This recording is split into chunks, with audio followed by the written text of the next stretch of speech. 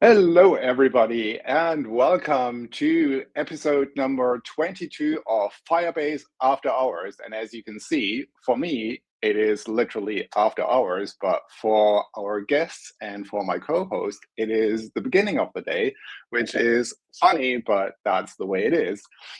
So today we are going to talk about agent skills, and personally I'm super excited about this because they are just amazing, and we have two great guests to talk about it today. But before we bring them in, you know the drill. This is a public live stream. You can use the live chat to talk to us, but please be friendly, don't call other people names, and let's just be excellent to each other. If you've got any questions about the topic that we're covering today, you can ask in the live chat and we will answer your questions as best as we can. If you've got any questions about any of the other Firebase products, we might not answer those questions today. So going to the GitHub repositories or Reddit or other channels might be a better option, or wait until we do a live stream about your favorite topic. And if you have a favorite topic that you want us to do a live stream about, you can tell us, and then we know what you're interested in. And with that, let me bring in my favorite co-host, Noe. And where is he? Gotcha. Hey, how are you, Peter? I'm good. How are you? I'm doing all right. Yeah. Oh, where were you? I was doing my spiel here, and you were just like, "Oh yeah, I'm gonna wander off." Yeah, I know. I felt like it would be fun to hide from you for a minute. Nice. All right. So, US Kill is giving me a heart attack.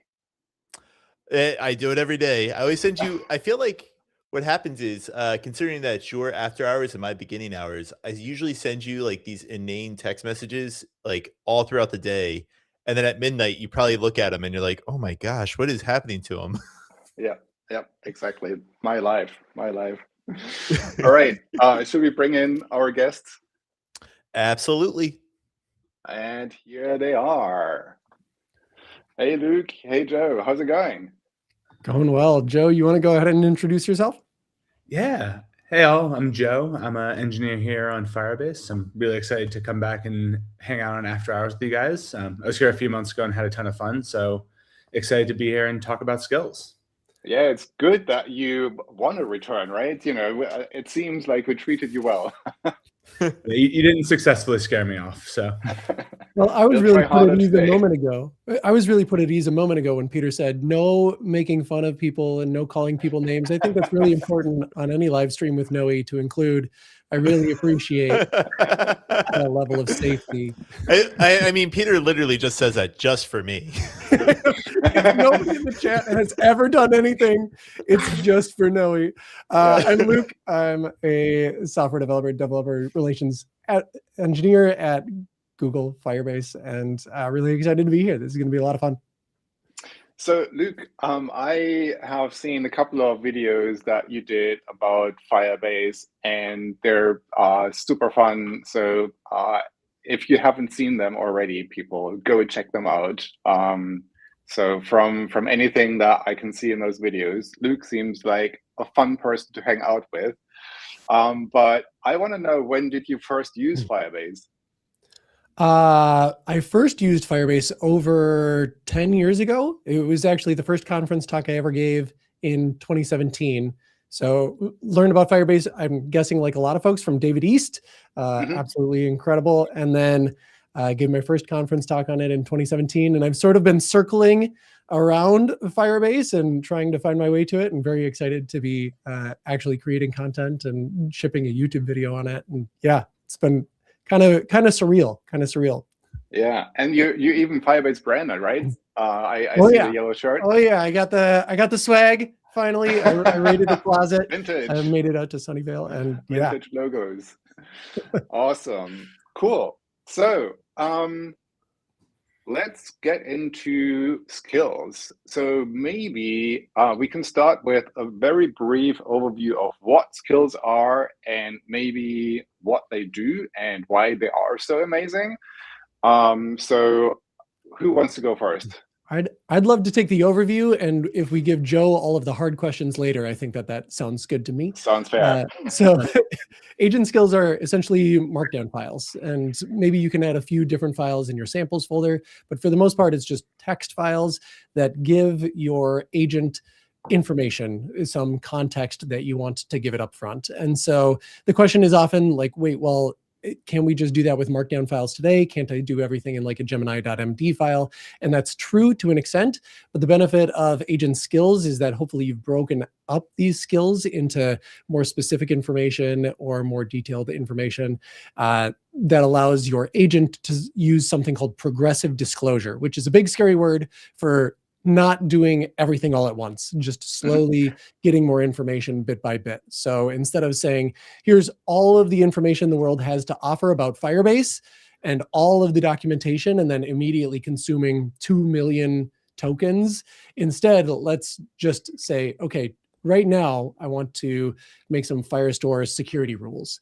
And with that, it can say, okay, well, that's within this file, and I'm only going to consume this context. And so the idea is you get the right answer right away because you've got the latest and greatest from official sources like the agent skills for Firebase, and you don't consume all of those tokens immediately. So that is sort of the overview of why you'd use agent skills. So about the not everything at once is, so, you know, it feels like a minute ago, we all used agent files, right? Agents.md, and we put them into the root of our project, or maybe even in a subfolder to, you know, say, okay, this is the backend part and this is the front end part. And they tended to be very long and elaborate. And so if I understand correctly, doing that is not a great idea, because if you pump everything that is to know about your project and about the tech stack into the agent file, it's going to be a huge file, and the agent is going to, is it actually going to send it over to the model every single turn, like the entire file? Go ahead, Joe. It'll usually just send it at the start for something like that. But that still obviously can take up a lot of tokens. When you're using skills, and now we can show off my screen here, you can have a bunch of skills loaded up, and when you aren't actively using them, all that the agent sees is this front matter right here. So instead of can you make that a little bit larger, maybe? Yes. Instead of the entire file, all you see, all your agent sees is this little description of when it should load the rest of the file. And then once you ask it to do a task that triggers that, it can load everything else, and then also reference files that are attached. So my description should actually be descriptive, because I've written like one skill and it never fired, but in the description I said this is where a description would go. So that was my issue. Yeah. Got it. Yes, exactly. You want that to say very clearly what is in that markdown file that you have, your skill.md, and then from your skill.md, it will go and sort of route out from there, be directed out from there to the more specific individual skills. Yes. So that means that my skills.md file is kind of like the directory. No, is that the right term? The thing that you have in front of a book, the outline? Table of contents. The table of contents, that's it. Thank you, Noe. So should that be the table of contents? Just to be exact. So you can have many skills. And the skill.md is both this front matter here, is what we call this portion, as well as the body of the skill, which has the specific content. What most agents do is, if I say I have a dozen skills installed on my machine, in the system instructions, the thing that is always passed to the agent, it will pull the front matter out of each skill. And then in the system instructions, if you go look at them, there'll be a thing that says, you have access to these skills, Firebase basics. This is when you should use it. You know, Firebase auth basics. This is when you should use it. And then the skill body itself is the actual content of the skill. Okay. And then the reference material. So, for example, if I understand correctly, I'd be able to use the reference folder to put markdown files and other text files that contain, an agent-friendly form of the documentation. So if I never mention the reference material anywhere, but it's just the file, will the agent discover it, or do I have to actively say, hey, you are the so-and-so skill and you have access to this reference documentation about Firebase app hosting, for example? Yeah, it'll always have access to those reference files, but what we found in writing skills is you get a lot more consistent results if you, in the skill body, you tell the agent when it should read the reference files. So like in this auth skill, we say, hey, when you are writing security rules, you should go read the security rules.md reference file. So these are skills for skills is the reference files, right? Yeah, it's a second level of progressive disclosure. Gotcha. Okay. So hypothetically, if I was building an iOS app, like somebody else in this room might be doing, they would have a general purpose skill, and then they might have a iOS reference doc in the skills directory for that skill. And then that reference doc, they'd say, load this when you're doing iOS stuff. And then it could be, you could have your own Peter shipped inside your machine. Exactly. Is that the right understanding? Yes. Okay. Yeah, it is a little tricky making sure you get the hierarchy right to make sure that that routing actually happens, because an agent can, if it reads that description and it doesn't piece together that those are related or that would be sub-content, it might not get that far. But yes, as long as there's enough context for the agent to figure out like, okay, I think this is where it would be buried along this chain, it can keep following that path. So first question for you from our viewers. Are skills automatically available inside of the prototype with AI environment, or I still have to set it up myself? So do skills just come shipped on my machine, or how do I get them onto the environment that I'm prototyping with AI? I just slapped my laptop. I hope it didn't break. Did we plant this question so that we could move to demos? Is that what happened here? What a perfect question. No, that's great. We had said we were going to install the skills. The answer is no, they don't come shipped on your machine. They're not already there right now, but we'd love to show you how to get them there. We had said we're going to show this a couple of times. Who wants to start? Noe, do you want to start? Kick things off? Yeah, that'd be great. Peter, could you share my screen? Yep, I can come right up. Yep, here you go.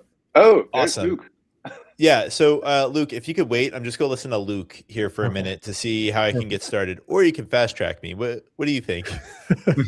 Let's get that view count bumped up just a few more. Let's watch the whole thing. Make sure we don't drop out early. No, so if you scroll down, I think it should actually be right there on that page. Yeah, so right up there at the top. It's just this. It's just that. Yep, exactly. Okay, and I just hit enter? Copy and enter. Yep.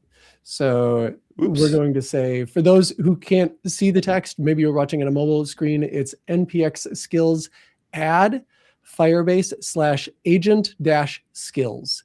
So that is the line that you would run. And we'll show that a couple of times because that is all you need to do to have agent skills set up. And then Noe's going through, you said oops, but I didn't see what happened. What happened? It was a packaging issue with our package manager.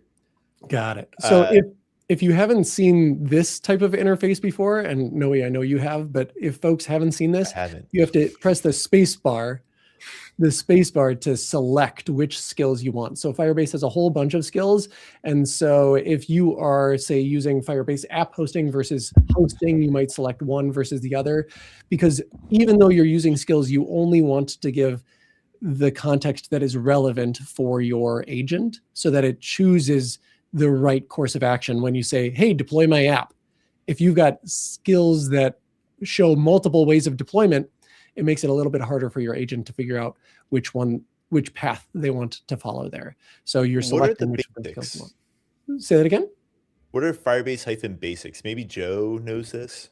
Yeah, that is kind of a basic concepts of Firebase skill. I realize I just kind of set the name back at you. So that covers it's the basics of Firebase.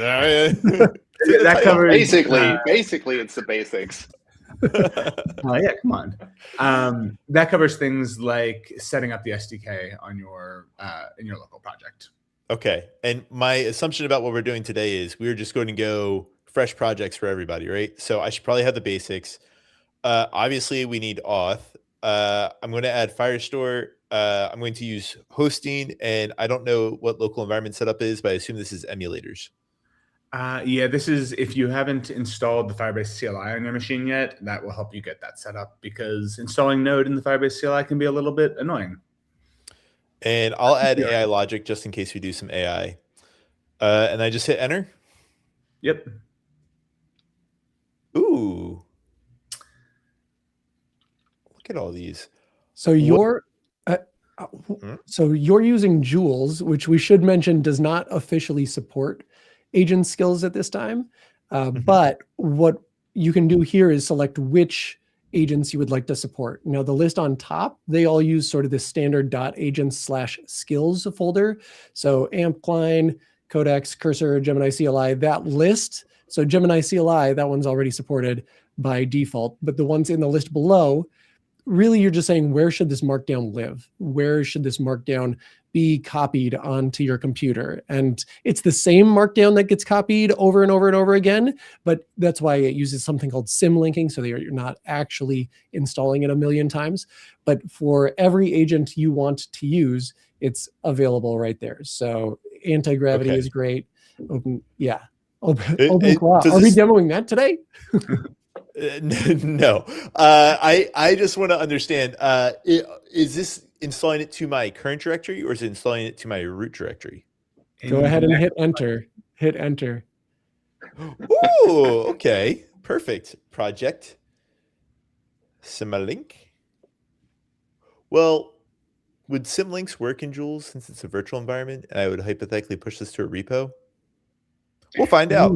Okay. Good question. That is interesting. My assumption is yes. I don't know. We're going to find out. I mean, if you push a symlink into a Git repository and then check it out on a different machine, it should still work, right? Yeah. As long as the root of where the symlink is pointing to is included in the Git repository. And it's kind of an implementation detail of the skills CLI. I don't know where the files actually live when you use symlinks. What's the find skills skill? And do I want this? That's a good one for daily development. So that one is made by Vercel. It is a skill that can help your agent find more skills. So it teaches your agent how to use the CLI that you were just using manually. Oh, yeah, sure. Well, maybe I'll go and install a skill for like nunchucks or something. I suppose we didn't check what app everyone intends to build today, so I'm curious to see how that plays into what you have planned. So then I can just git commit am skills. Oh, I got to do git add first, don't I? Yes. And I think you're going to want to add the .agents folder. Git status, git add. I can just do git add everything, right? Yeah. Git commit and skills to pay the bills. All right. And then git push origin main because branches are out. Everything lives on main. Let's go. A true Hello and welcome to Good Git Practices. Today we're going to be talking about commit messages. You will never remember what they did. And how not to branch. Yes. Another live question for us here. Can we bring a third-party MCP to skills through skills? So skills and MCP are sort of two parallel things. And they work well together, but skills are just markdown files that tell your agent what to do, whereas MCP is a specific process that runs in the background, a remote server you connect to that gives your agent tools to do those things. So like skills are the instructions on how to use the shovel, and MCP servers give you the actual shovel itself. So you can have a skill that tells your agent, here's how you install this MCP server, but there's no direct way to roll an MCP server into a skill. Yeah. So depending on what's meant by that question, if the question is, can I still use MCP when I'm using agent skills? The answer is definitely yes. You can still use both. They go together. Yes. Gotcha. Okay. What's next? It's the bake-off time, right? Or am I jumping ahead? Yeah, I think we'd like to show people how to install it a few more times just to make sure that people see that command, because that is really it. That's the end of the live stream. Like if you've got that command and you bring it onto your project, you're in great shape and you'll be able to do what's next. I'll go ahead and share next my installation here. So that'll look very similar to what Noe just did. Anti-gravity does officially support agent skills. So that's the one difference here. So I'm going to say npx skills. This will require having Node installed. I suppose we didn't mention that earlier, but npx is from npm, which is now bundled with Node. We don't have to have the back in my day conversation about how that wasn't always the case, but npx skills add, and this is going to be the same. It's going to be Firebase agent-skills. So it's the same command here in my terminal. And it's going to be the same questions here. And let's see, I'm going to say, app hosting feels, so I'm going to go app hosting. You did hosting, Noe? I did hosting, yeah. I'll go app hosting, and I'll go with Firebase Basics. That seems good. Auth for sure, and Firestore. And I'm going to leave out hosting because I don't want it to get confused between those two. Mm-hmm. So I'm going to give this a shot. No AI logic? Or basics?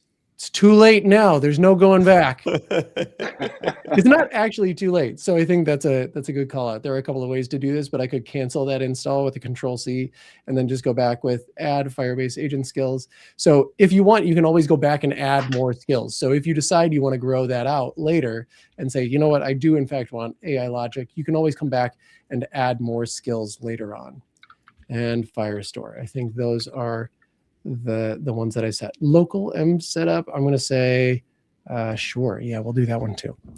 You know, one thing I don't like about the skills CLI is that when I just ran npx skills add Firebase skills, the npx command, right?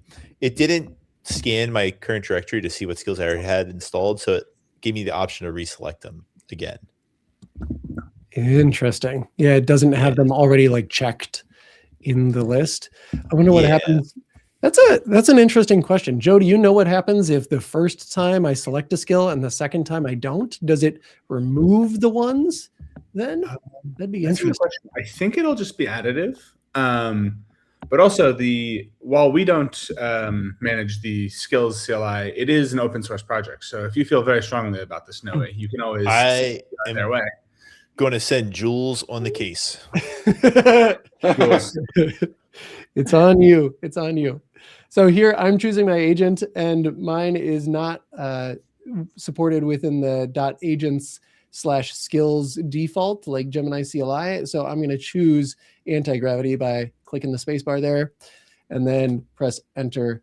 Installation scope, I'm going to keep this project scope. That is my recommendation for most folks, unless you're using the same exact stack throughout every project on your machine. This project is really, really nice to have. And then symlink, proceed with installation. Yes. And the installation is really quick because it's just those markdown files.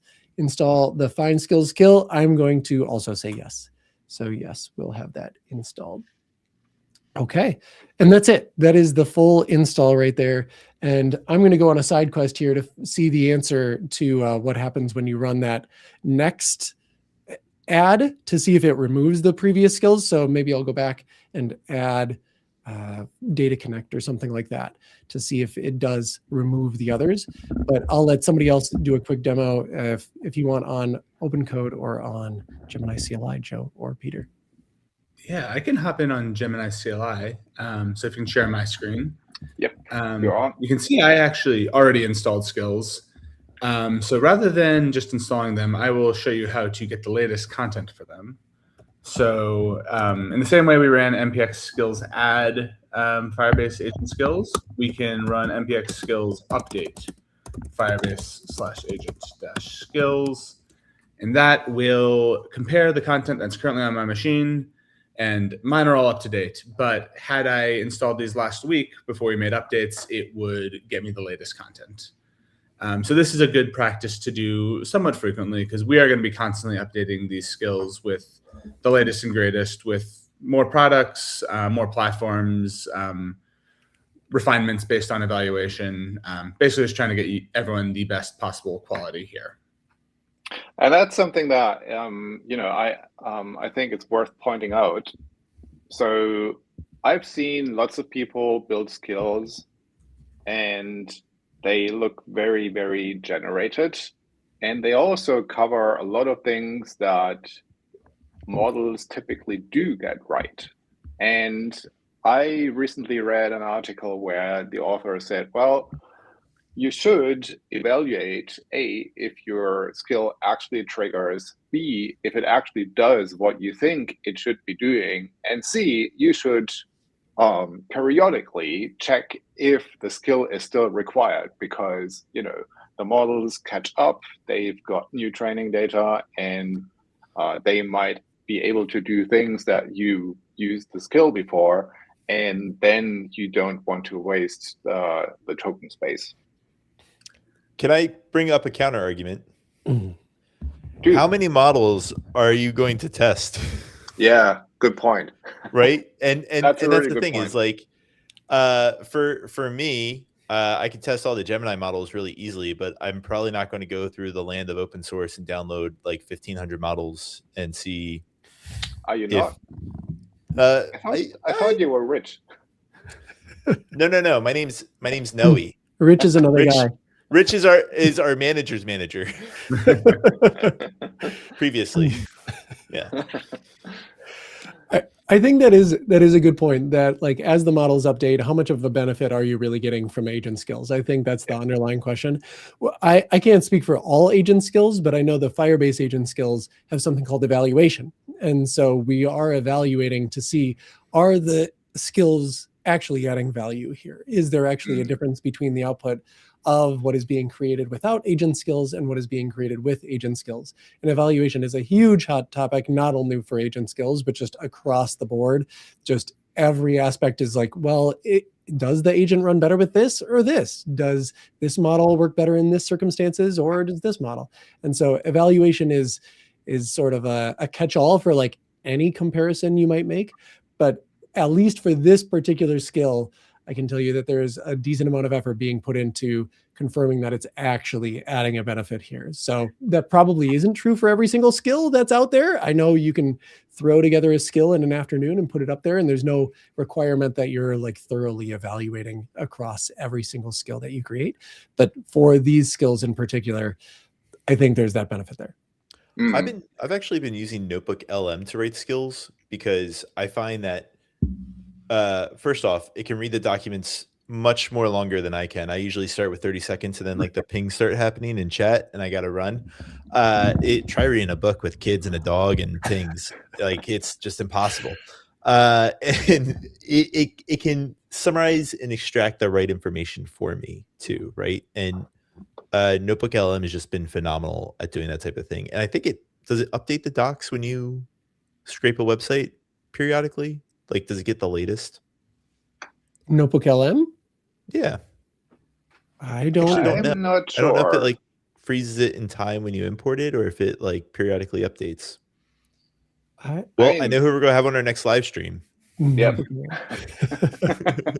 The other thing I'll say for agent skills is it's really good as stuff that will never go in the model training data. So in my video example, I use like my favorite things. So like, hopefully models aren't trained to know your personal favorite things as you like first start up the LLM.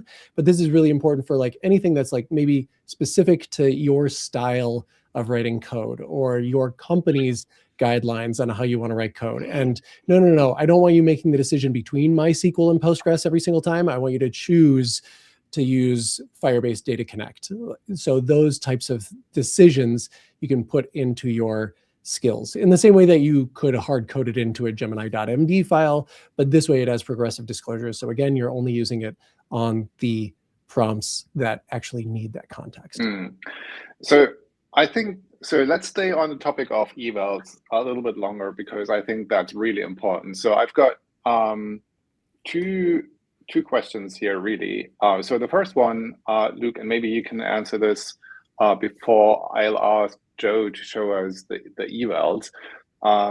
So it sounded like you were saying if you write, or when you write skills, you need to make sure that they're orthogonal, right? So you might have a skill that is for SQL, and you might have another skill that is for NoSQL. So that's for database technology. And then if you want to bring your own style into the discussion, for example, always use German for your variables, or never use German for your variables, that is a different skill, and that should not ship with your SQL and with your NoSQL skills, but it should be an entirely different skill, because that is something completely separate from database technology. Is that a correct understanding? I'm going to let Joe take this one, because I think you'll get a better answer. My gut reaction is yes, that's probably what you want. Is that something you can do in all cases? I don't know if that's possible, but I'll let Joe take it. Yeah, I would fall in a similar place to Luke here. I think skills are best when they are covering a specific product or specific workflow. Narrower is a little better.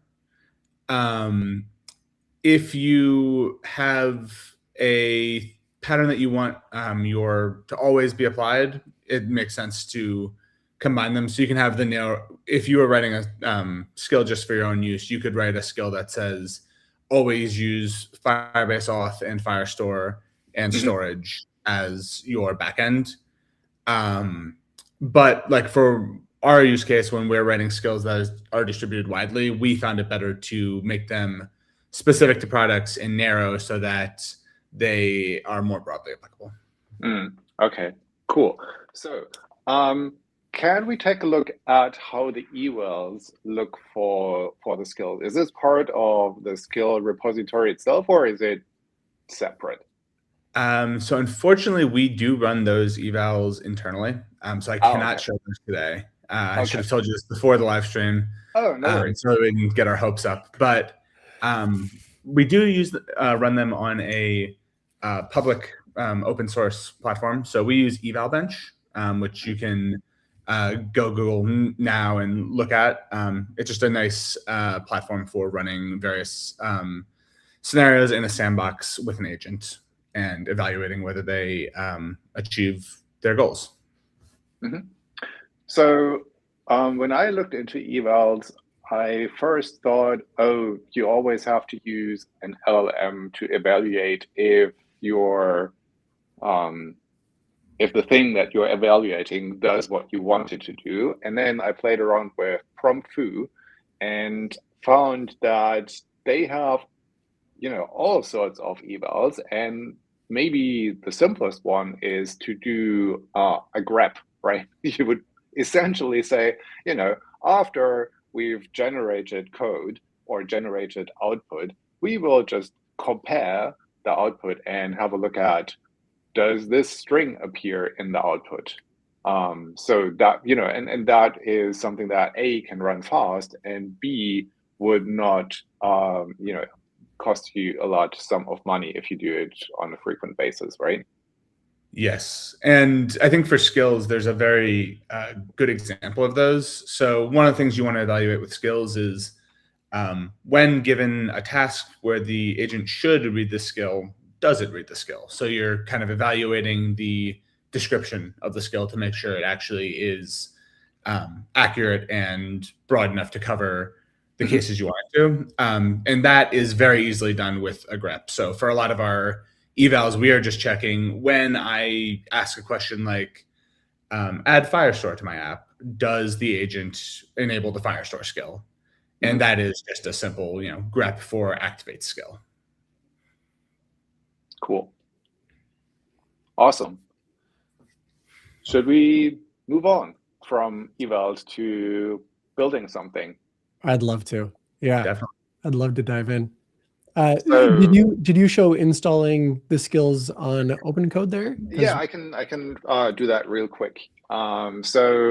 Let me first grab the command from the documentation. So npx skills add Firebase agent skills, and then it asked me, so what do you want?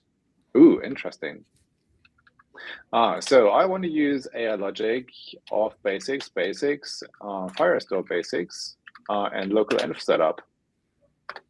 And then anti-gravity, Claude Code, whereas Open Code is in the list of default agents. So I feel this is good enough for now.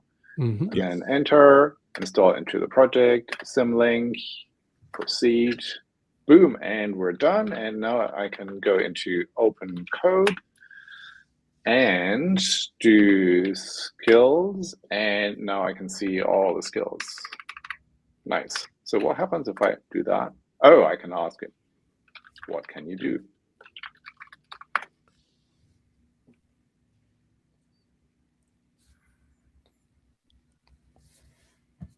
Okay. Yeah, full stack engineering. Nice. Cool. That was Open Code. So who wants to go first? Luke, Joe? Sure. I think we can hop around as our agents are working and we build these things out. But if folks want to drop app ideas in the chat, we're open to that. We've got some restrictions and some safety parameters that we will be enforcing here. But if you have ideas for what we want to build, or if you just have random words you'd like us to throw in to prove that we didn't build these in advance and we're actually live coding.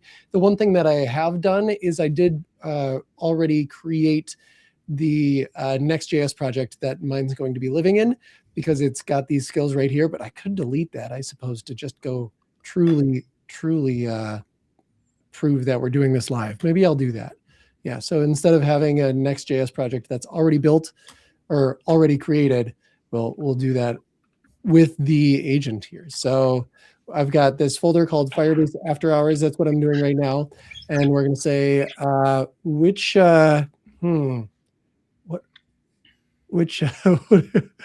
is that? No, It's Jules.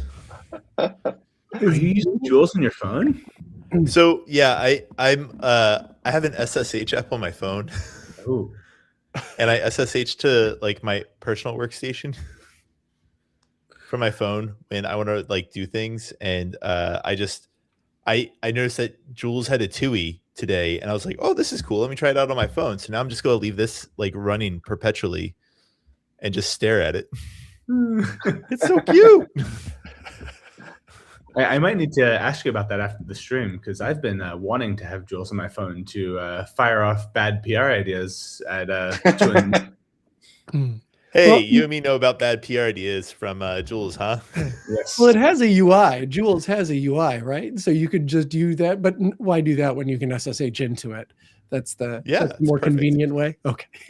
Absolutely. All right. Let's see if people dropped anything in the chat. Agent filing online forms for me, a quiz app for accuracy and speed, eliminating steps like, ooh, I like the idea of a quiz app. So we could have like a live quiz app that's going to like start and then stop. This could be too much to bite off here, but in the pseudo competition that I have going in my mind, I feel like this could be a winner. So I'll go ahead and start typing up a prompt for that. So we've got a quiz application. I'm going to go last so that we steal everybody else's prompts ideas.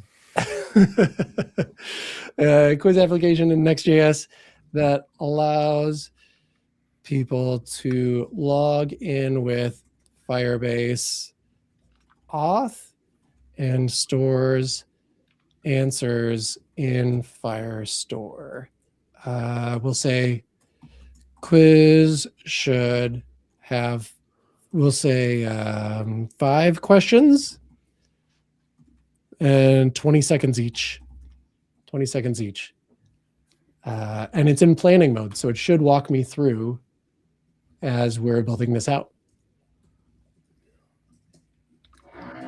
And now that it has these agents here, it should be able to pull from that information for all the different things that it asks. So review Firebase basics, auth, and Firestore skills. Oh, perfect. So it even tells me right here. So Joe and I were talking about earlier how the different agents have different ways of telling you that they're actually using the skills. So I don't think I explicitly told it to use the skills here.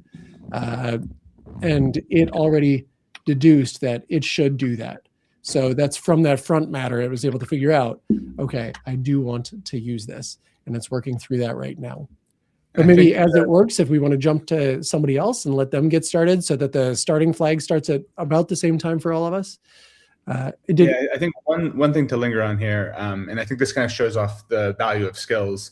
So if I recall, Luke, you installed like 4 or 5 skills? Yes. But in this planning phase, it only read through 3 of them. I actually installed 9 skills. So we can kind of see a little of the progressive disclosure in action here, where the agent got a task, it matched that to some of the skills that were available to it, and then it read just those to keep the token count down and keep focused, basically. Totally. That's a great call out. Yeah, so these are the 3 that it picked up from that list. And that again is from, so if we dig in here, it has front matter in each of these that defines exactly what it does. Cool, cool. All right, who's going next? Who's got an app idea ready that they want to? Noe said he wants to cheat off of all of our homework, so he wants to go last maybe, but Peter or Joe, do either of you want to get started? I've got one queued up because I got a parking ticket this morning. I was thinking I might make an app to keep track of where my car is and when I need to move it. But since we're taking ideas from chat, if there are any in chat, I would happily pivot to something less sad than my parking tickets. If someone who has chat up wants to read some ideas out, I would happily grab one. I see agent filing online forms, but I think that'd be a little tricky. I don't know how we'd implement that within the scope of what we have here, but we might need some specific websites to build that for rather than just generic. So I'll pass on that one, but. All right. Yeah, no, that sounds good. Let's see the parking ticket one. Do you want to generate that first prompt, or do we want to flip to Peter? Yeah, I can grab the screen and start showing off Gemini. Yep. So I guess I should show this before we jump in. I am in an empty directory. All I've got is agent skills installed globally. So I start up Gemini. Eventually it will start up. And we can see in Gemini, I have some skills available. In Gemini CLI, you can just type /skills to see them. And I want to build, let's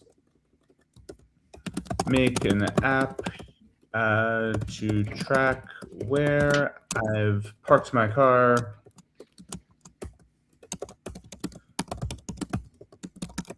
and when I need to move it for street sweeping. It should show a Google Maps view. It should store the address or the location I parked my car in Firestore.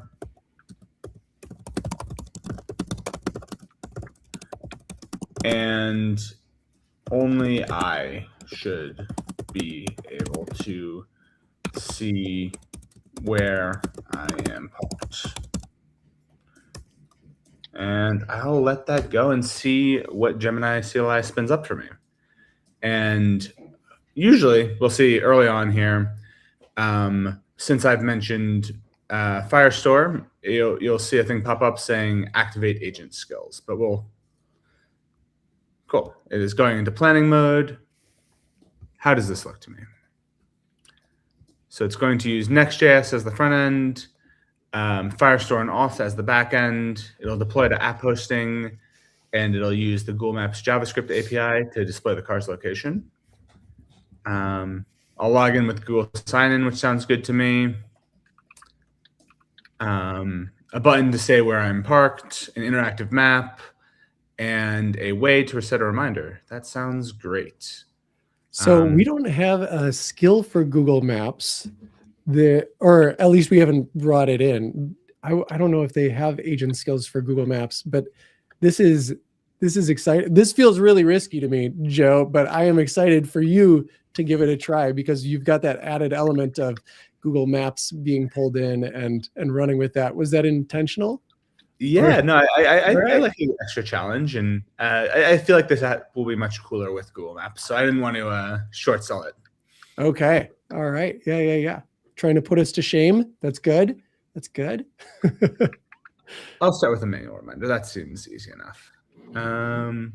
Great. Cool. And so this is going to spin along for a while. It's going to spin up create next app, which I'll allow. Now here's where I reveal my complete lack of front-end knowledge. I have not coded a front end since 2018 without the assistance of an agent. So if I answer this question foolishly, 2018, I was thinking about it this morning, was the last time I did professional development as a front-end engineer. So if I answer these questions badly, that's on me. I don't know, Joe. I would have used the React compiler. Already going down a bad path. You're fine. You're fine. I don't think we're going to hit the performance issues that would really kill us there. So I think you're okay. All right. Well, I am installing dependencies right now. This might be a good time to pass over to Peter to kick off his app. Sure. So in the meantime, I installed another skill that would allow me to work with iOS applications. So I know that the Firebase skills don't yet support iOS, but let's see, how well it fares anyway. So the first app that I built when I was 14 years old was an app. Back then it was called a program to help me learn my vocabulary. So I'm going to try that. So I want to build an application that is a vocabulary trainer. It should ask me vocabularies and give me multiple choice options to get the correct answers. Oh, pasted one line, so we can't see what it is. But here you go. All right. So LexiFlow, it's an iOS Swift UI application for a smooth native experience. It will have a quiz engine. It will have visual feedback, progress tracking, modern liquid class aesthetic with clean typography, and it's got a couple of questions, specific language.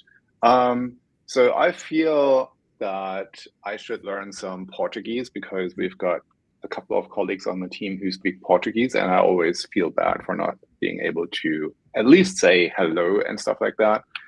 Let's do Portuguese, please. Oh, and then I didn't answer if I'm happy with iOS, but it kind of is implied. So, Peter, can you share the skill you use for iOS dev? Yeah, so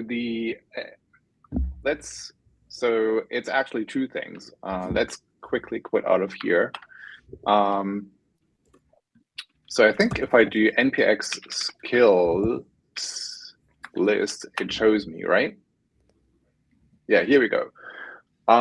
So there is no iOS development skill in there, right? So I'm entirely relying on Gemini here. The only thing that I did install is Flowdeck, and Flowdeck is a tool that connects to the Swift compiler and the other tooling that you need in order to build and compile Swift applications. And if you run it with -i for interactive, you get this UI here that you can use in order to interact with your application. For example, if I press R, it will compile the application and then run it. And in the background, you can see that, oh, look at that. It will run the application and run it on the simulator. And it's really hard to read. Translate this word. I couldn't see what that was, but apparently it was correct. So might be time to ask maybe... Open Code to refine the CSS or the UI. Yeah, exactly. So well, you did a good job, but unfortunately, it's impossible to read the options because the text on the buttons is white on white. I think you need to do a better job of using better visibility for the buttons. Can you please do that? Oh, it's queued. It's actually still working. So, Peter, this sounds like a feature request. Can you just dump yourself into an iOS skill? I could. I mean, I could probably go and tell NotebookLM to read my blog and all the other things that I published and all the videos that I did, and then distill this into a skill. Personally, I'm torn, right? So I never know if using AI to generate a skill is the right way to do, or if I should distill it myself, right? If I should say, okay, let me think really hard about what I care about and then write it down. Or some people said they recommend when you are in a coding session with an agent and the agent does something that you don't agree with, and then you steer the agent towards doing the right thing, and then it did it, ask the agent, hey, can you please document what we did here? Can you distill this into what went wrong and what was the fix? And then put that into your, well, people said into your agent's file, but why not put this into a skill, right? That would be the modern way to do things, I think. Yeah, I'd be interested to hear what you guys think. What's the best approach there? Yeah, I think so. I think the pattern you described is a really good one. On the side when I'm not doing live streams with y'all, I am a maintainer on Firebase tools, and we've been doing something similar for a lot of the kind of tasks that we always forget how to do, like updating emulators and stuff. For writing skills that you plan to distribute for a specific topic that you're an expert in, we've found that you kind of using AI to help you, but not drive the process entirely is a nice balance. So what we've been doing while writing Firebase skills is we'll go through with someone who understands, let's say, Firestore very well. They'll go through the public documentation, pick out 5 or 6 docs that they think cover the key user journeys that they want the skills to help with. They will feed those to the agent, and they'll describe a few specific things they want the agent to cover. They'll have the agent maybe with the skill creator skill installed, which is another great skill that's publicly available, scaffold stuff out, and then they'll go back and forth a few times, manually editing things, manually improving areas where they know that there's a way to do something that's a little smoother or more agent friendly. And then they'll do some manual evaluation, test out themselves, because if Peter is writing a iOS skill, for example, Peter is an iOS expert. He can see exactly where the skill is lacking when it's used because he knows what it should look like if it was a true expert. And that kind of back and forth between human and agent is a really good way to refine these. It also makes me think that these skills will be deeply personal, right? Because I have my own way of seeing things and I have preferences, and they will inevitably go into my interactions with the model. and with the agent.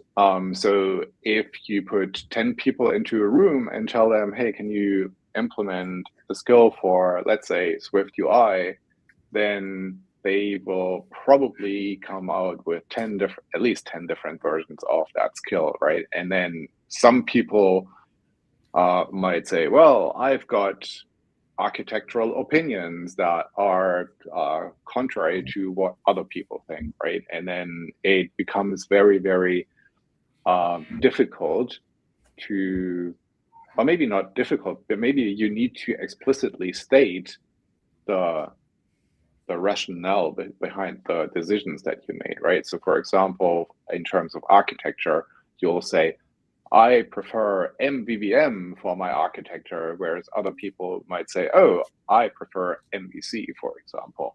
And then you can make a decision as to whether you want to use that skill or not.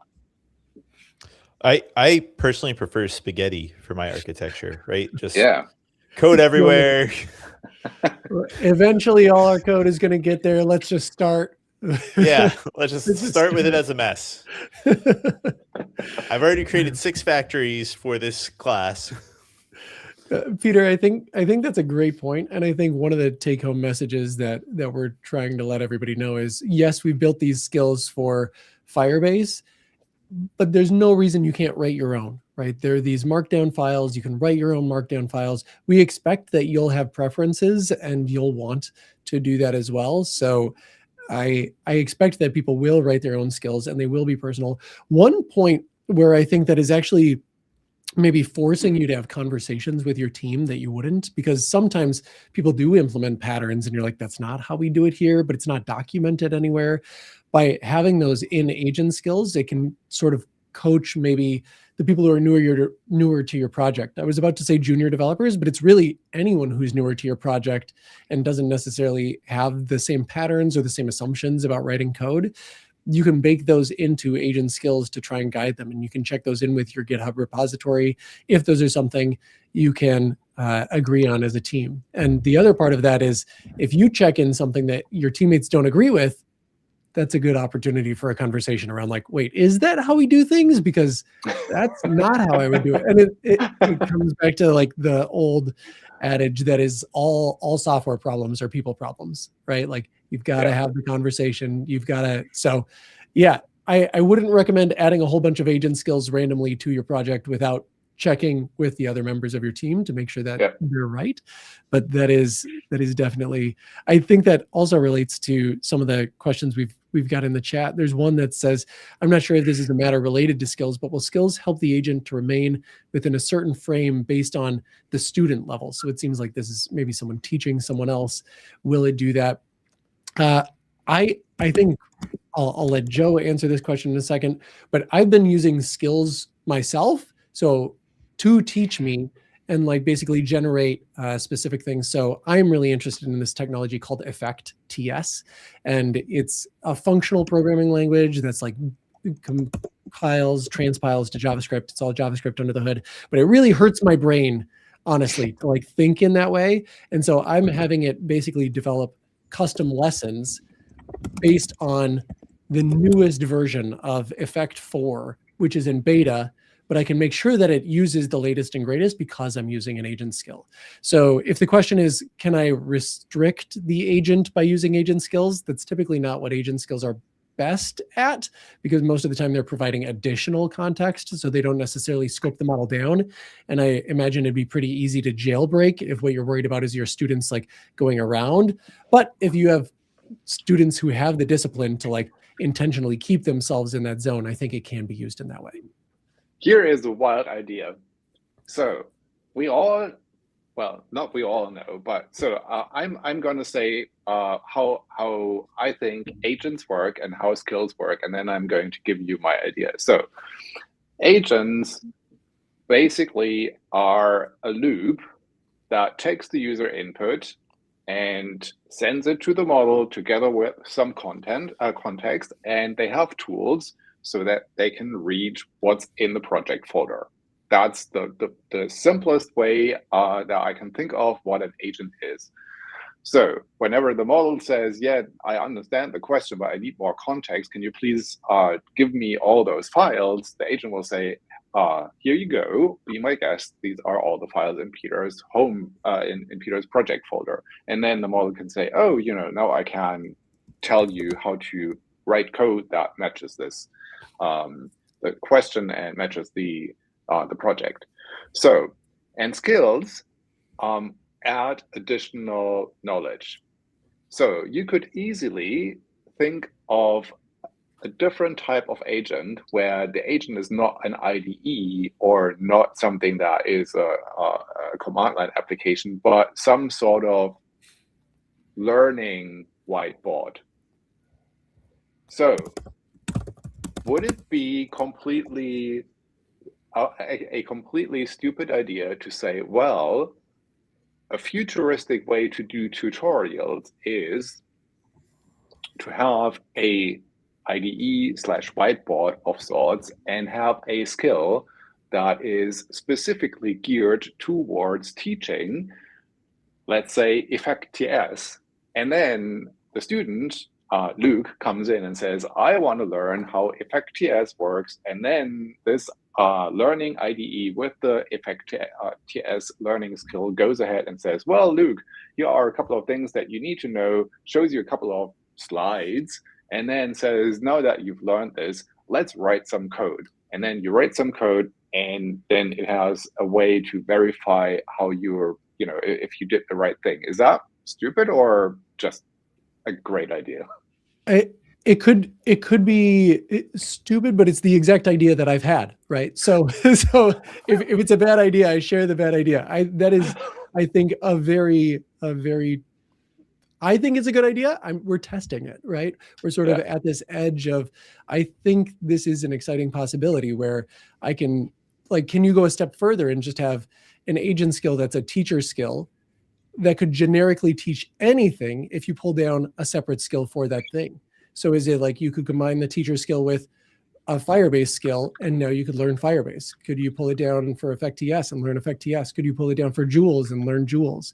And what's nice about the agent skills is models are trained on basically all of the data that there is. The good data, the bad data, the data from 10 years ago that's out of date, the docs that are deprecated, please don't use, all of that still gets ingested into the model. And what's nice about agent skills is you can basically filter out to just the content that you either consider a best practice or a recommended practice. So I think that's a terrific idea, Peter. That's exactly the experiment that I'm running on myself.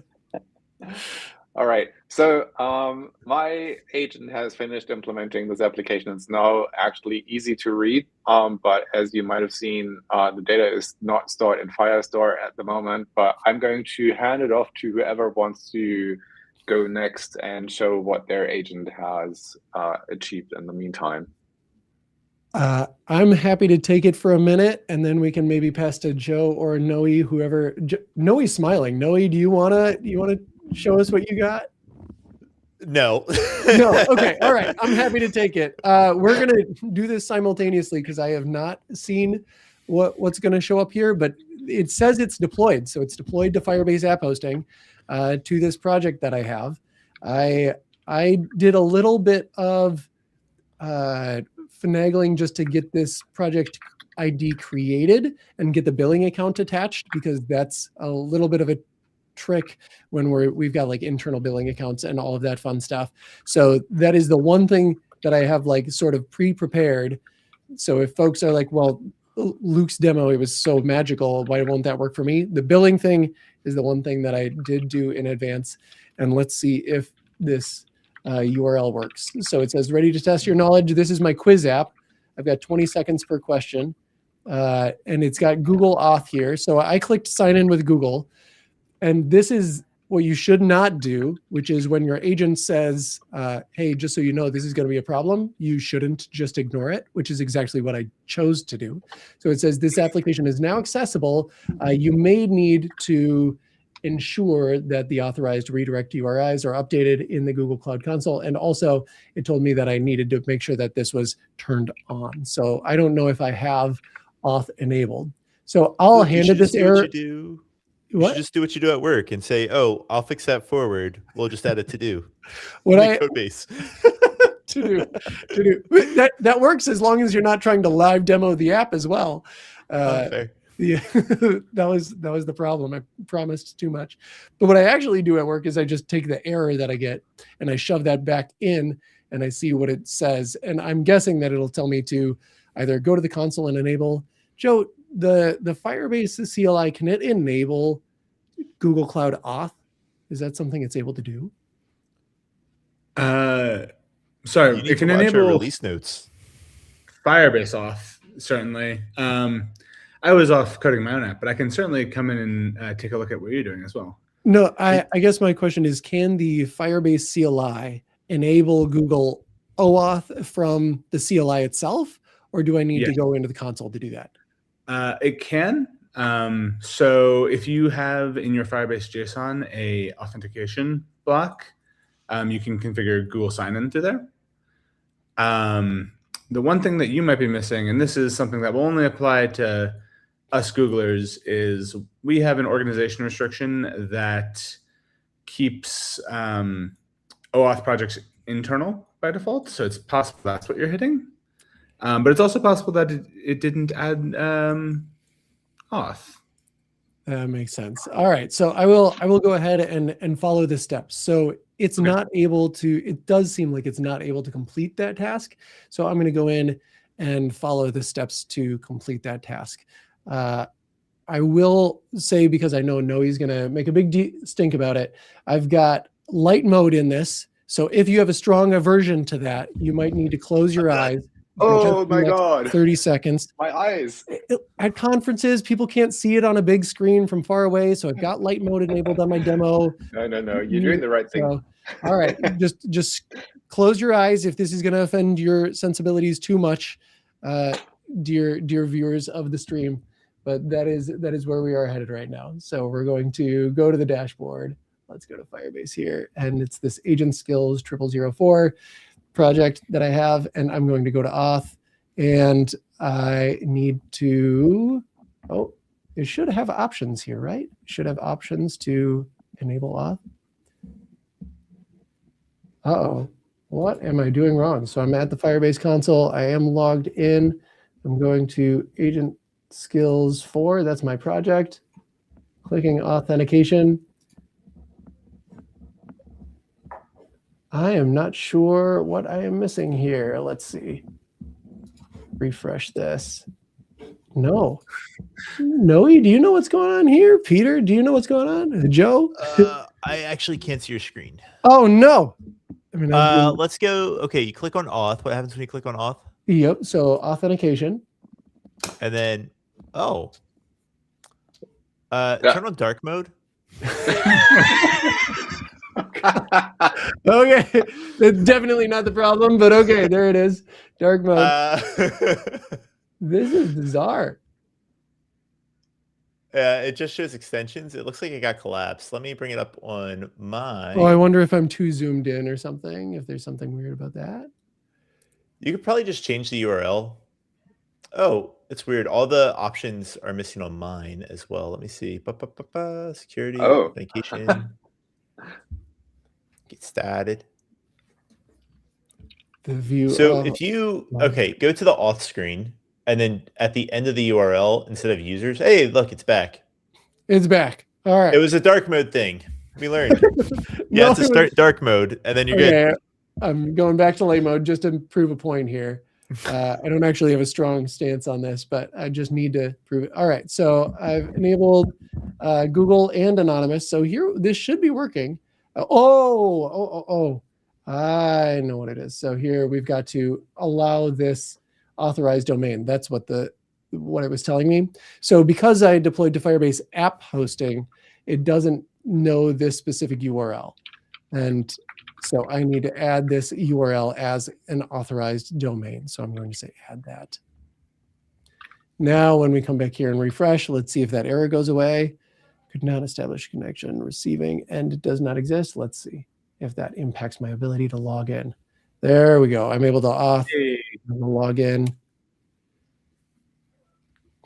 We've got live blurring of all the emails, right? Nobody sees that in the live stream. Perfect.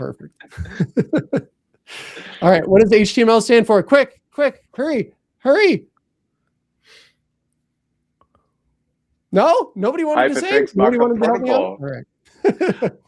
Which CSS? Oh, sorry, I didn't even see. I was looking at the live stream, which is delayed. Oh, that's not going to work. I've only got 20 seconds to answer questions. I don't know if I got that one right, actually. How do you write hello world in an alert box? Is it message box? Alert. It's the fourth option, the last one. Yeah, that one I feel good about. Which of the following is not a reserved word in JavaScript? Ooh. Program? Short? I've never heard of short before. What is short? My height. Oh my goodness.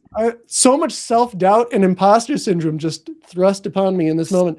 What is the correct way to write a JavaScript array? All right, I feel pretty good about this one. Oh, no. Nice. 5 out of 5. Impressive. So now what? No, I don't want to try again.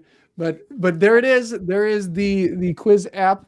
I will live dangerously, and if we want, I'll go ahead and put this in the chat for a moment until I notice rampant abuse, because I have not looked at any of the code or any of the auth rules or anything like that. But it's in the chat now. If you want to follow along, I might be shutting it shortly after the stream. So if you're watching this later, it might not be available to you. But if you want to check it out, that is an application we made during this time with agent skills and have deployed to Firebase app hosting. So there it is, folks.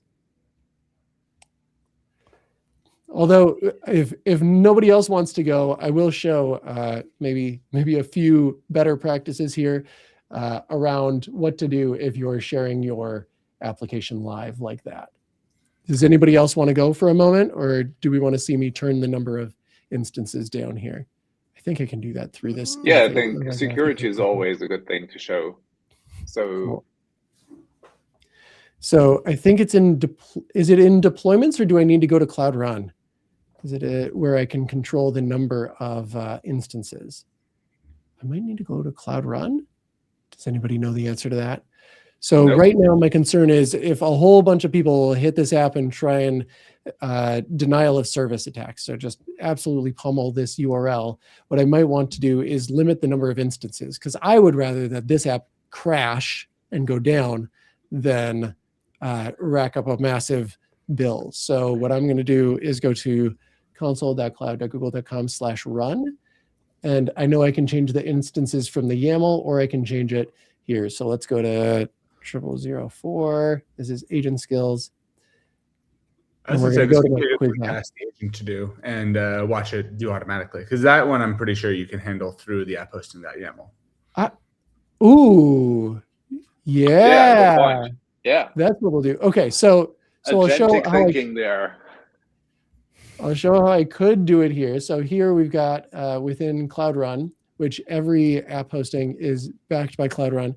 I'm going to turn it down to 10 for now, but we'll turn it down to 1 with the YAML. So I'm going to say deploy. So that's going to redeploy. But then with the agent here, I'm going to create a new chat and say redeploy with max instances of 1 within Firebase app hosting. And while that is redeploying, I will kick it over to anyone else who wants to take the microphone. Anybody else want to demo what you've got going? I can go because I just found that my agent actually was able to implement Firestore, which is I'm really surprised. Is it a bad sign if I'm always surprised when my agent builds something that works? I'm still, it still feels like magic to me. In the words of Puff, it's good to be easily entertained. Oh yeah. So, so if we look at the output here, so a while ago I basically said, hey, the data is still stored not in Firebase. Can you please do that. And then, did a couple of things. And then at the end, it said, what's new? Live database, your vocabulary is now stored in the Cloud Firestore collection named vocabulary.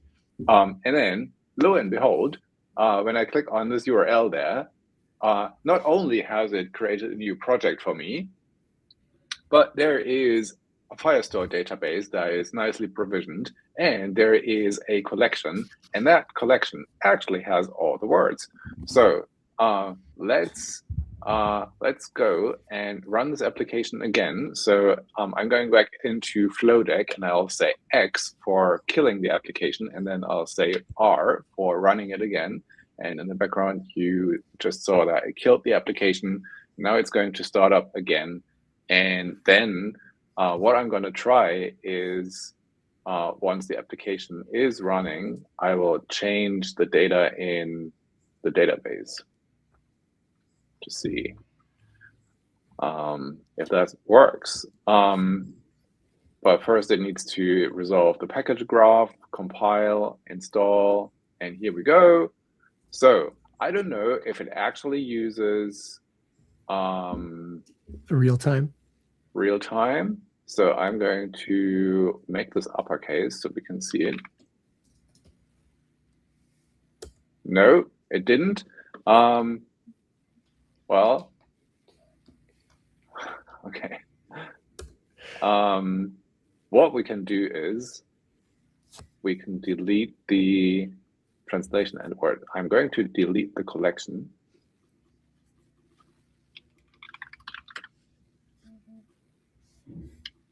And then I'm going to create it from scratch.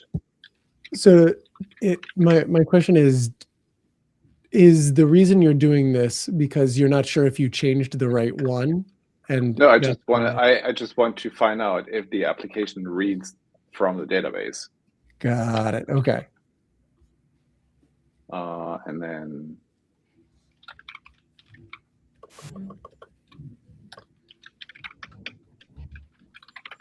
okay, so it's very stupid. Going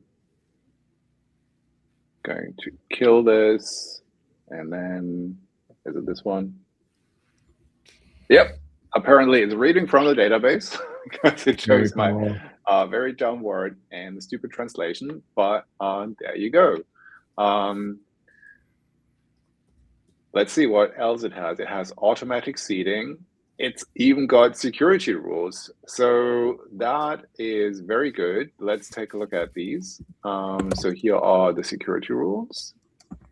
And it says, anybody can read, but nobody can write. That's good. Nice. Very cool. I think I'm going to go back into the game of building vocabulary apps. Very cool. Is anybody else ready to show us what you got? I think I might have something. Let's check it out. Ooh, at least you've got... I got Jules dancing for us. Yeah. So I did have to cheat a little bit.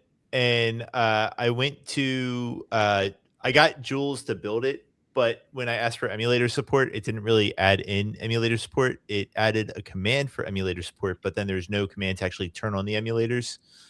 So what this is a current sentiment analyzer. And what happens is if you're watching like a live stream and you're like, oh, I like that, you can hit the like button and it'll shoot up to analyze the current sentiment and of everybody watching. So then if we say local host 5173. Oh no. If you open an incognito from your Corp browser, you should be able to get that to work. Okay. It's if you're on a different user. Okay, let's try this now. Localhost 5173. And then I can have this guy say he hates it. Ooh. And this guy says he likes it. And then the sentiment's back to 0. So you can actually record votes. And this should be going to the Firestore emulators, which don't seem to be running, but they're there, I think. I hope. I don't know how else it's running. And it's writing everything to the emulators, and then over time it will adjust the sentiment score. So that's my thing. Very cool. Hey, I've got a question related to Firebase emulators, and I think, with Joe here, we might get a good answer. So recently, somebody asked me, "Hey, I want to run UI tests on a project, and it makes use of Firebase emulator. Can I do that in GitHub Actions? So can I basically start GitHub or start the Firebase emulator within my GitHub Actions, and then exercise this kind of like as a test? Or is it better to just use regular unit testing instead of that and mock out the entire backend?" Yeah, so I unfortunately had a little drop in the middle there, but I think I got most of the question. The emulator suite is great for using for integration tests. Actually, on the Firebase tools repo I own, we have a couple integration tests that exercise it. There's a command specifically, emulators exec, which can which can run non-interactive tests against the emulator. It'll spin up a emulator process in the background and run a script against it. It's also something that agents are quite good at working with. So if you have an app that's set up to use the emulators and you ask your agent to help you write some integration tests using emulators exec, I would guess you'll have some success. But yes, it is definitely appropriate to use on GitHub Actions. Okay, very cool. So do we have any support for that in the skills, or does it work right out of the box? We've not added a lot about emulators in the skills yet. That is something we want to do. I think there might be down the road a good place for a Firebase emulator skill to cover things just like this. But fortunately, I think this is the type of thing that agents will do pretty well on, because there is a lot of training data out there on the internet of various CI/CD scripts and GitHub Action scripts on public GitHub that are using the emulator suite. I want to call it something we maybe haven't said enough of, but when we originally released agent skills for Firebase, the number of agent skills was like 6, and now there are 9, because they are continuously being added to. So we're getting new skills. So Firebase Data Connect is new, GenKit is new, GenKit Flutter is new. So we are adding more. So just because the emulator one isn't fully baked out today doesn't mean it won't be there in the future. So more is being added as agent skills were really sort of only a thing starting in November. So it's been a pretty quick turnaround to get these out there. Yeah. Because Yeah. we want to make sure they're good quality too when we start to say, like, yes, these are the practices that you should be following. Yeah. I hope you notice I am adding sentiment to what you're saying. Okay. All right. That's good. Yeah. So positive sentiment. I'm trying to see if there's anything that I can say that would insult Noe right now, but I'll have to take a minute. You'll have to wait until I get my sentiment back so that we can vote. I haven't found a way to insult him. Well, we can find things he doesn't like, right? I don't know. There it is. Just the idea of finding something he doesn't like is enough. Cool. So is there anything else that we definitely should cover before we slowly wrap this up? I can show off where I'm at in my. Well, it just went down because I closed it. Never mind. I was going to show off. I want to see Joe's parking ticket. Yeah, I came for Joe's parking ticket. Yeah. I've got a app running locally that should help me in the future, but and this is maybe where that the skill to use Google Maps might be helpful. I was having a little bit of trouble getting the agent to use Google Maps well. So one moment. I'm running it locally. It's got a map frame up, but it is telling me that my API key is not allowing me to use it here. So I'm going to fix that in a moment, but this is what I've got so far. Yeah. Nice app, nice map loaded up through the SDK, showing off. I like how showing off where I'm do at. you own this website? And the option is okay. Yeah, so I don't know if it'll let me do too much interesting stuff with the map yet. I think it's going to show me this for development purposes only. But I parked, let's say somewhere in Noe Valley, which is not quite where I actually parked. But I'll say I parked here at 12:30 a.m. today. Parked here. Parking location saved. And if I refresh, yeah. So I'll need to debug this API key issue, which is something I'm going to avoid doing on live stream, lest I leak a Google Maps API key. But again, almost. Joe, be honest. This is just your ploy to get back on the live stream. Yes. I am really always just looking for the invite back. I have a question with that. The Google Maps API key, is that a public key or is that one a secret key? It is a secret key, and this is one where I'm going to put Gemini on blast here. It did in initial pass write it to my code. So I told it that that's not okay and to put it into a secret, but that is something that I would hope Gemini just does better by itself, but that is the type of thing that if I was writing a skill for Google Maps, I would have in big bold letters at the very top, do not leak the Google Maps API key. Yeah. I thought the Google Maps API key was a public key because you're loading the JavaScript to load the maps. It depends on which part of Google Maps you're using, right? So if you're using Places, I believe that's a private key for the most part. And then the Maps key is a public key because you're loading it all from the client. You're not like passing it through a server. And that is why we have app check available for the Google Maps API in the Firebase console. Check it out today. All right. Before Noe turns this into a sales pitch for app check, which is totally valid, I'd love to show off one more thing. So I said I'd use it to switch max instances to 1, and it did do that in YAML, and then it pushed that. So it pushed it deployed the app hosting project agent skills 0004, and I can actually see that over in Cloud Run. So this is my latest deployment. It did bump it down. I had 10 here and I didn't make any adjustments, and now it's down to 1 because it successfully made that change for me. So that is sort of my last hurrah, last thing I want to show of my app. But for now, I haven't seen a whole lot of chaos going on. So if you'd like, that link is still up. You can go ahead and quiz yourself. I realized I didn't give any guidance on what the quiz should be about. So I have no idea if it's always the same quiz or if it will mix it up.